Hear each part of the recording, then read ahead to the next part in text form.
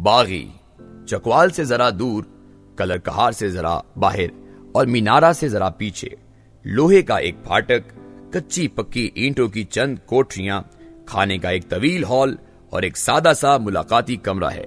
اس پھاٹک، ان کوٹریوں، اس hall اور اس ملاقاتی کمرے میں چند بارش مسلح نوجوان ٹہل رہے ہیں۔ ان نوجوان مجاہدین کے سینے کشادہ، ہاتھ چوڑے اور پیشانیاں فراخ ہیں۔ ان کی آواز میں نرمی، آنکھوں میں حلیمی اور بشرے پر یقین کی سرخی ہے۔ یہ مولانا اکرم اوان کے ان ہزاروں باغیوں میں سے چند ہیں جو وفاقی اور صوبائی دارالحکومتوں سے سینکڑوں میل دور کھڑے ہو کر انقلاب کی چاپ سن رہے ہیں۔ یہ لوگ بیک وقت ٹرینڈ فوجی، بہترین ایڈمنسٹریٹر، شاندار معلم اور کائنات کی وسعتوں میں اترنے اور انسانی باطن میں جھانکنے والے مکمل صوفی ہیں۔ آپ ان سے ہاتھ ملائیں، آپ کو ان میں مجاہد کی گرمی اور فوجی کی سختی ملے گی۔ آپ ان کی آنکھوں میں جھانک کر دیکھیں، آپ کو وہاں میزبان کی حلیمی اور شاعر کی نرمی ملے گی۔ آپ ان کی باتیں سنیں، آپ کو ان میں صوفی کے لہجے کی مٹھاس اور مغنی کے گلے کی نزاکت ملے گی۔ میں نے ان کے کمانڈر مولانا اکرم اوان سے پوچھا، 6.5 فٹ اونچے، سرخ سفید رنگت اور چیتے جیسی آنکھوں والے اکرم اوان سے پوچھا، ان حضرت جی سے جن کی ذات میں ایک شوکت، مخاطب کو مبہوت کر دینے والا دبدبا اور گردنیں جھکا دینے والا روب ہے، اور جو جب بولتے ہیں تو منہ سے لفظ نہیں، ریشم کے نازک تار نکلتے ہیں۔ میں نے پوچھا، یہ کون لوگ ہیں؟ اطمینان سے لبریز لہجے میں بولے، یہ کل کے حکمران ہیں۔ ان میں کچھ گورنر ہیں، کچھ چیئرمین، کچھ سیکرٹری اور کچھ کمانڈر۔ میں نے حیران ہو کر پوچھا، کون سا کل؟ اسی سکون سے بولے، وہ کل جب پاکستان دنیا کی واحد اسلامی سپر پاور ہوگا۔ میں نے انہیں مزید کریدنے کی کوشش کی، موجودہ نظام کا کیا بنے گا؟ بلند قامت صوفی نے اتنا ہی بلند و بالا کہا لگایا، یہ سوال مجھ سے گورنر صاحب نے بھی پوچھا تھا۔ میں نے انہیں جواب دیا تھا کہ جناب یہ نظام اب گیا تو آپ لوگوں کو ساتھ لے کر جائے گا۔ گورنر نے کہا، مولانا بات سیدھی اور واضح کریں۔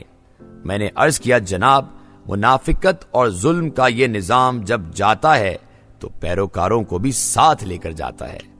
کہنے لگے، نہیں اب بھی نہیں سمجھا۔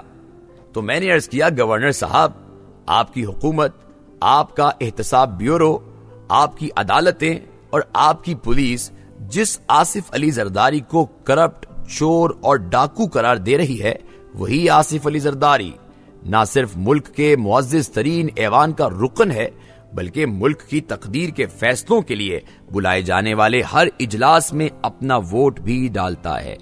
یہ منافقت نہیں تو کیا ہے؟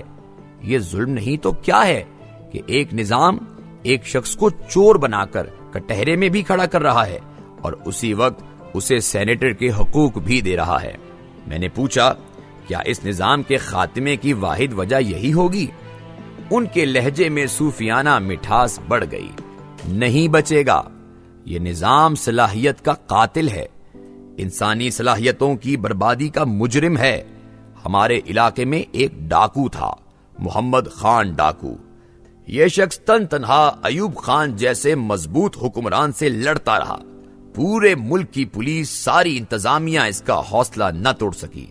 جب گرفتار ہوا تو اسے 62 بار پھانسی کی سزا سنائی گئی۔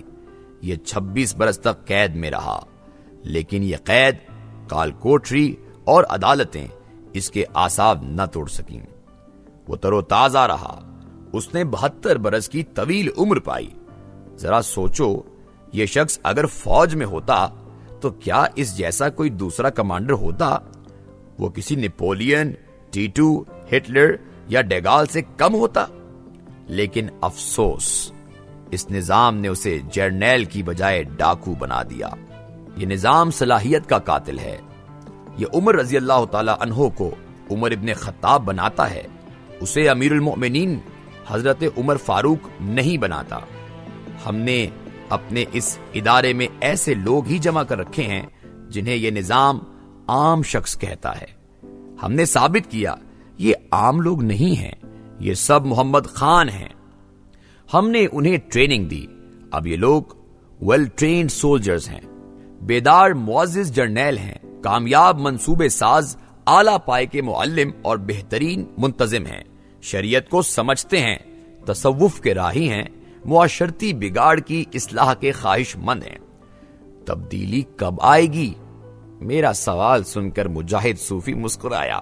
اس کی آنکھوں میں ستاروں کی چمک ٹمٹمائی اور لہجے میں برساتوں کی مہک پھڑ پھڑائی۔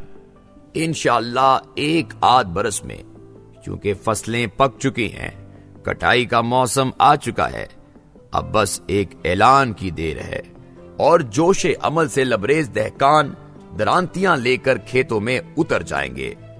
کیا عام شہری آپ کا ساتھ دیں گے؟ وہ مسکرائے۔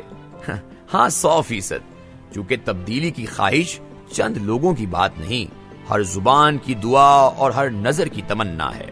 باہر اس سادہ سے ملاقاتی کمرے سے باہر لوہے کا ایک پھاٹک، کچی پکی اینٹوں کی چند کوٹریاں اور کھانے کا ایک طویل ہال تھا، جہاں چند باریش نوجوان ٹہل رہے ہیں، جن کے سینے فراخ، ہاتھ چوڑے اور پیشانیاں فراخ تھیں، جن کی آواز میں نرمی، آنکھوں میں حلیمی اور بشرے پر یقین کی سرخی تھی، جن کے قدموں کی ہر آہٹ اور جن کے بدن کی ہر حرکت پکار پکار کر کہہ رہی تھی، ہم سب محمد خان تھے، لیکن خدا کے اس بندے نے ہمیں ڈاکو بننے سے بچا لیا۔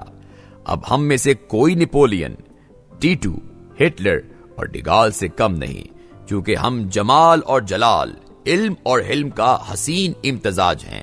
ہم صوفی بھی ہیں اور مجاہد بھی، ہم سپاہی بھی ہیں اور عالم بھی، اور جب یہ سارے عناصر ایک جگہ جمع ہو جاتے ہیں تو پھر ایسے باغی جنم لیتے ہیں، انقلاب جن کی منزل کا پہلا سنگ میل اور تبدیلی جن کی کتاب کا پہلا ورق ہوتی ہے۔